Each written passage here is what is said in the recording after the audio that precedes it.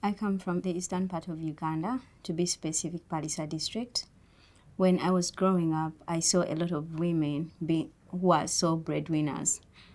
Personally, my mother was a breadwinner, and when she passed on, the responsibility shifted to my elder sister, who had just finished teaching college. It wasn't easy on her. She had to engage in a lot of things so that she can help us survive, she can provide for us. And this is not unique to only me. A lot of women in my community are breadwinners, yet they don't have the resources, they don't have the capability to do this. So with this family background, I was intrigued. I wanted to do something. That's why I co-founded AgriSan. AgriSan is a social enterprise that is bringing rural women, underprivileged rural women, to collectively grow vegetables as a source of income and food.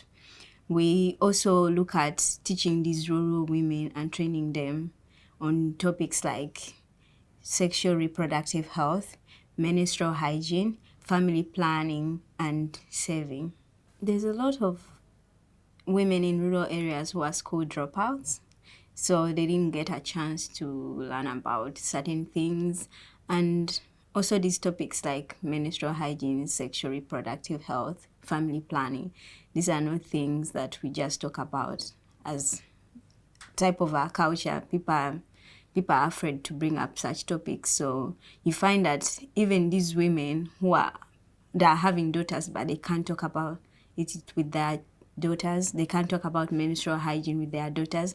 So if this knowledge is passed on to the mothers, then also it will also teach their families, mainly their daughters. So that's why we want to teach them, to give them knowledge so that they can pass it on. In 10 years, I would love to see AgriSan in the various African countries.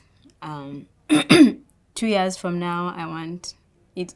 We have like how many districts in Uganda? I want it to take over Uganda, then expand to other areas, because it's not only unique to my district, it's not only unique to Uganda, but many African countries that women are struggling to make ends meet. So I would love to take over the whole of Africa. There's a quote that if you educate a woman, you educate the future of the world.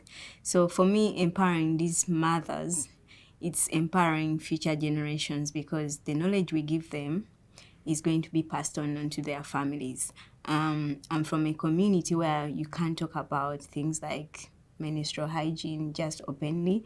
So personally, I learned menstrual hygiene from friends, not from home. So if we empower these women, we teach them, they'll be able to openly discuss the things with their families.